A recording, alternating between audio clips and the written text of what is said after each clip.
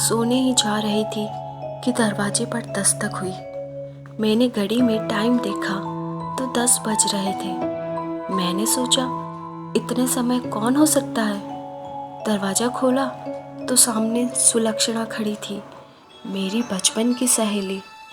अरे तू, इतनी रात को? ना कोई फ़ोन ना कोई खबर, और अकेले कैसे आ गई? तेरी तो बहुत तबीयत खराब थी। सब दरवाजे पर ही पूछ लोगी कि अंदर भी आने दोगी? लगता है राधिका, तुझे मेरे आने से खुशी नहीं हुई जो तू इतने सवाल पूछ रही है। अरे नहीं, तू अचानक बिना खबर दिए आ गई तो मुझे विश्वास नहीं हुआ। चल अंदर आ जा। तेरा सामान कहाँ है? और सुना, कैसी है? राधिका ने पूछा। मैं तो ठीक हूँ। वो क्या है ना, मेरा बेटा सौरभ है ना, इलाहाबाद अपने पास लाया था इलाज के लिए, तो मैं वहीं से बनारस की बस पकड़कर तुझसे मिलने चली आई। सोचा रात भर रुककर सुबह वापस आ जाऊंगी, इसलिए कुछ सामान भी नहीं लाई। सुलक्षणा बोली। और मुझे तो बहुत भूख लग रही है। इलाहाबाद में ही भूख लगाई थी, लेकिन मैंने सोचा राधिका के साथ ही खाना खाऊंगी। सुलक्षणा बोली। अच्छा चल, हाथ मुंह धोकर कपड़े बदल ले, मैं अभी अपने कपड़े दे देती हूँ। हम दोनों तो हमेशा पहले भी एक दूसरे के कपड़े पहन लेते थे, फिर कुछ खाने का भी साथ मिलकर कर लेंगे। तू कपड़े बदल, जब तक मैं अदरक वाली चाय बनाती हूँ तेरे लिए, राधिका बोली। सुलक्षणा चेंज करके आ गई, चाय पी और बोली, खाने को कुछ है? राधिका बोली, सुबह की भिंडी की सब्जी है, जीरा आलू है और 4-5 रोटियां होंगी। सुबह रवि की फ्लाइट थी, दिल्ली जाना था, कुछ ज़रूरी मीटिंग थी, तो सुबह 11 बजे खाना खाकर गए थे, तभी बनाया था। ऐसा कर, रोटियां तो है, थोड़ा गरम चावल बना लेते हैं और एक सब्जी बना लेते हैं। फ्रिज में क्या क्या है?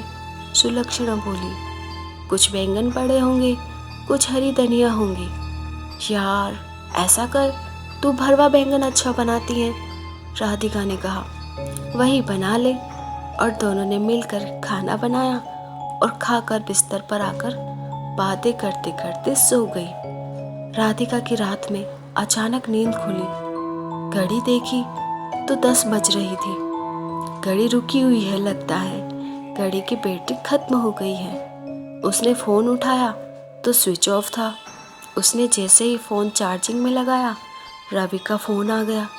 उसने उठाया तो रवि बोला, कब से फ़ोन लगा रहा हूँ, लैंडलाइन भी मिला है लेकिन शायद डेड पड़ा है। नेहा भी बेंगलोर से ट्राई कर रही थी, लेकिन उसे भी कहा कि माँ का फ़ोन नहीं लग रहा है। उधर दीपक भी जयपुर से ट्राई कर रहा था, उसने भी कहा कि माँ का फ़ोन नहीं लग रहा है। अब जाके रात को 3 बजे तुम्हारा फ़ोन लगा है। अच्छा मेरी बात सुनो, मैं सुबह 9 बजे तक पहुँच जाऊँगा और तुम तैयार रहना, हमें इलाहाबाद के लिए निकलना है। वो तुम्हारी सहेली सुलक्षणा है ना, उसके बेटे का फ़ोन आया था कि वो अब नहीं रही। और रवि ने फ़ोन काट दिया। राधिका हैरत में पड़ गई। तो वो कौन आई थी? उसने सब जगह चेक किया, बिस्तर पे भी कोई नहीं था, किचन भी सब व्यवस्थित था, और खुद के कपड़े जो उसने सुलक्षणा को दिए थे वो भी तह करके रखे थे। और सोचा शायद सपना होगा। यही सोचते सोचते वो सो गई। सुबह 6 बजे फ़ोन का अलार्म बज उठा। इतने में सुशीला ने, जो काम वाली थी, घंटी बजाई। राधिका ने दरवाज़ा खोला। राधिका ने कहा, जल्दी से झाड़ू पोछा कर ले, क्योंकि बर्तन तो तू शाम को धोकर गई थी, फिर मैंने खाना नहीं बनाया, और जो फ्रिज में खाना है उसे निकाल कर अपने लिए रख ले और बर्तन धो ले, हमें कहीं निकलना है, 9 बजे तक साहब आ जाएंगे। सुशीला ने पूछा, कहाँ जाना है? मेरी बचपन की सहेली नहीं रही, इसलिए इलाहाबाद जाना है। और सुशीला ने फ्रिज में खाना निकाला, भिंडी की सब्जी और जीरा आलू।